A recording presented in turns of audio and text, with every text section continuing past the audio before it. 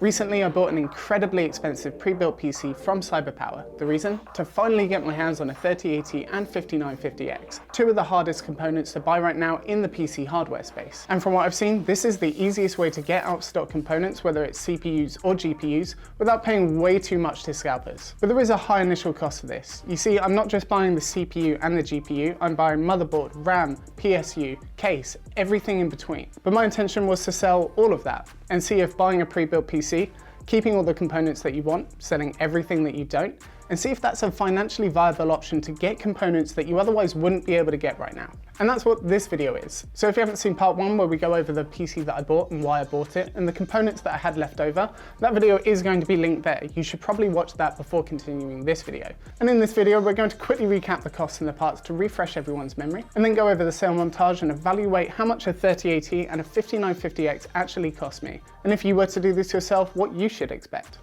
Let's find out. Okay, let's start off this video by bringing back my original invoice from CyberPower, the very expensive one, yes. We'll go through a couple of the items that we are selling. I'm not going to go through them all of the items on the invoice. If you want to have a look, you can just pause the video and read, but I will go through some of the important ones to refresh our memory and what we're selling. So, we have the CyberPower Amethyst case. That is the really nice, good looking case with the angled tempered glass on the front. Next up on the list is the Ryzen 9 5950X, 16 cores, 32 threads. We are keeping that, and we'll figure out how much that actually cost us in a bit. For the CPU cooler, we've got the Deepcool Castle 240EX ARGB, and that is the CyberPower Edition one, which makes it quite unique. So hopefully we can use that to our advantage, as it makes it quite rare. And hopefully we can sell it for a bit more. We have a 3TB hard drive from Western Digital, a 500GB SSD from Western Digital. We have 16GB of Crucial Ballistic Sport memory. For our motherboard, we have the Asus TUF X570 Plus Gaming Wi-Fi, and this was a great deal. We managed to get this for something like 50% off. It was on a really good deal at the time. And that's kind of the important part, just make sure that you maximize the deals. We managed to get a Cooler Master MM710 mouse for $9. This was a great buy and something that we can sell for quite a bit more. And the same goes for the CyberPower Scorpion K2. Hopefully we'll be selling this for quite a bit more to make up some of the money that we're spending on the CPU and the GPU. And then of course the Gigabyte Gaming OC Edition RTX 3080. We really lucked out on that, and of course we kept it. The point of the video. So that brings our total to $2,459.13. A lot of money, but bear in mind that that is with sales tax. So what we need to do is calculate how much the 3080 and the 5950X would actually cost me if I bought it at MSRP with sales tax applied on top, which I can tell you that now, but there's an interesting development really. US government sales tax, foreign shipping into the US. Essentially, the MSRP of the 3080 has changed and it's gone up by about $40. So I think that's unfair to use the raised MSRP in this evaluation because that's not the time that I bought the item for. I'm sure CyberPower and other companies have increased the price of their PCs based on increased taxes of the components that they're building the PCs from. So, we're working on the basis that this RTX 3080 is $799.99, the original MSRP for it. And the 5950X, $799.99 MSRP too. So with tax applied on top, both of these items at MSRP, buying them from a retailer would cost me $850.79 each at the time that I bought the CyberPower PC. So what that means is that I need to sell everything for $757.55 to be able to say that I essentially bought these at MSRP as if they were in stock. Do I think that we're gonna do it?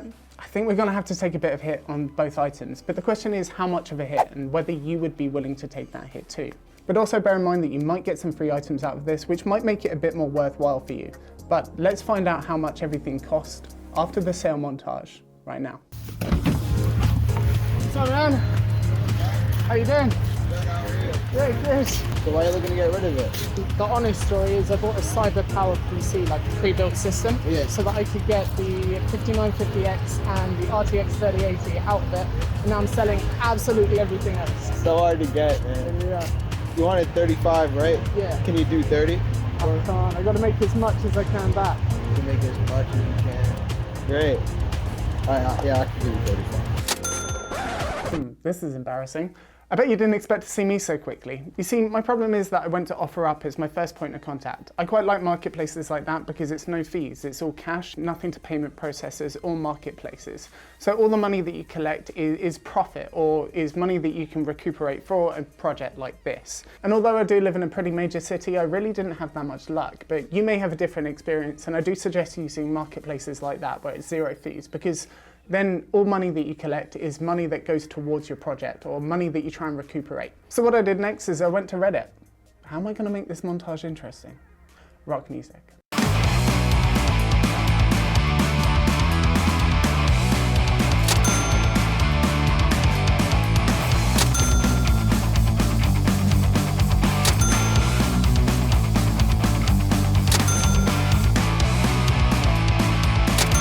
So after 2 rounds on the hardware swap subreddit, we've managed to so far collect $364 gross, with these 5 items remaining. So we need to take 2 items off this list now. The case, I managed to get an offer for $85 on OfferUp, so that's all cash, no fees. But I decided to keep the case myself. The reason being is I'm never going to be able to buy this case again, and it's actually quite a cool, unique case. So I'm going to suck up that cost, but hypothetically, let's say I did sell it, we'll add that to our total. And the cheap keyboard, I actually didn't bother trying to list it again. Let's just call that 0. Then I decided to do a 1-week eBay auction to try and sell the motherboard, the hard drive, and the mechanical keyboard, and that didn't go so well. Reason number 1 is they sold for less than what I thought they would. Reason number 2 is 2 out of 3 buyers didn't even bother paying for their item. But we're going to say, for the sake of this video, that all the buyers paid at the amount that they were meant to, even though it was a lower amount that I'd definitely be able to get for on a 3rd round of hardware swap anyway. For the sake of this video, let's just say that they sold for their lesser amounts. And these amounts actually include the postage that the buyer pays, because we're going to have to deduct our postage from that, which may not be the same. So that brings our gross recovered amount to $665.69. And then that is the gross amount. We need to take off PayPal fees for hardware swap, PayPal and eBay fees for eBay. So that brings our net recovered amount to $558.95. Now, going back to the original amount that we needed to recover, I actually have an update on that, because the GPU, I was mistaken. I've looked it up midway through this video. The amount for the GPU was actually $749.99 MSRP at time of buying this computer, which means that the actual cost of the 5950X and the 3080 was about $950.09, whereas originally they should have cost me at MSRP with taxes $850.79 and $797.61, now that I've updated the MSRP to be correct. So for these 2 items, I overpaid by $251.78 for both of them. So evenly, it's about $125 each I overpaid. But also consider that I did get a couple free items from doing this project. I got 2 ARGB case fans from CyberPower because the AIO came with 4 and I didn't need to sell all 4 with it. So I managed to claim them for free. I also got Call of Duty Cold War and Far Cry 6. So if you want to calculate that into the cost, feel free. That will probably come out to about 100, 150. And if you divide that by 2, that's going to be my excess cost for buying these 2 items. But there is another way that we can look at this. Let's look at the scalper calculation. The cheapest buy now listing for a 5950X is $1,158.15, and that's including taxes and shipping to where I live. I essentially paid $950.09 for it.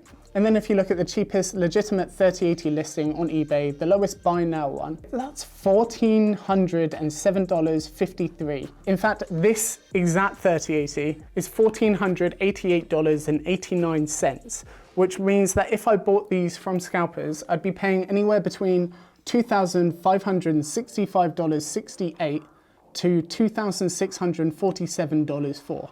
I bought a whole computer for less than that. That's just ridiculous. So if you were to do this yourself, this is probably the rough cost that you should expect to incur. As I mentioned throughout this video and the video before, just try and take advantage of every deal and try and be pretty aggressive on your sale. From my personal experience, OfferUp wasn't so good, but also it's the least amount of fees, so that is a good option to try. Reddit Hardware Swap was an excellent option for me and only incurs PayPal fees, but people do like to get free shipping, so calculate that into your cost. An eBay auction actually performed the worst for me. And on top of that, not only do you have PayPal fees, you have eBay platform fees. So it's the worst performing option whilst getting the biggest hit from fees to take off from our net amount that we're trying to recover. So that wasn't very good. So let me know in the comments below, has this video been useful? Are you going to do it yourself? to try and get some of the out of stock hardware that you otherwise wouldn't be able to get. You'll be able to get them a lot sooner and hopefully make some money back. But let me know in the comments below. Otherwise, get subscriber notifications to make sure that you don't miss upcoming TechLens videos. Otherwise, guys, a like is always appreciated. I'll see you in the next one.